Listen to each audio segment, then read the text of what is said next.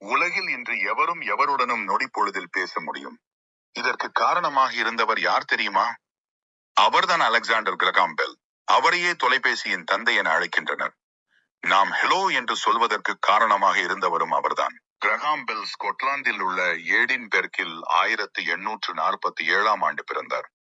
அவர் 8 வயதிலேயே நன்றாக பியானோ வாசிப்பதில் வல்லவராக திகழ்ந்தார். உலகின் முதல் தொலைபேசி 1876ஆம் ஆண்டு பேசியது. கிரகாம் பெல் தனது உதவியாளர் வாட்சனிடம் தொலைபேசியில் பேசினார். வாட்சன், இங்கே வாருங்கள், உங்களை காண வேண்டும். கிரகாம் பெல் தொலைபேசியை கண்டுபிடித்த போது அதை பற்றி யாரும் அக்கறை கொள்ளவில்லை. பிலடெல்பியாவில் ஒரு கண்காட்சி நடைபெற்றது. கண்காட்சியில் தொலைபேசியை பார்வைக்கு வைத்தார். அங்கு பிரேசில் நாட்டு மன்னர் வந்தார். மன்னர் அதை வியப்போடு எடுத்து பயன்படுத்தி பார்த்தார். அதன் பின்னரே தொலைபேசியின் பெருமை உலகெங்கும் பரவியது. தொலைபேசியை கண்டுபிடித்த கிரகாம் பெல் 1922ஆம் ஆண்டு ஆகஸ்ட் மாதம் 2ஆம் தேதி மறைந்தார். அவர் மறைத்த தினத்தன்று அமெரிக்காவில் உள்ள தொலைபேசிகள் அனைத்தும் 5 நிமிடங்கள் நிறுத்தப்பட்டன. கிரகாம் பெல்லின் குரலை பழமையான ஒலித்தட்டில் இருந்து மீட்டு எடுத்துள்ளார்கள். நவீன தொழில்நுட்பம் அதற்கு துணை புரிந்துள்ளது.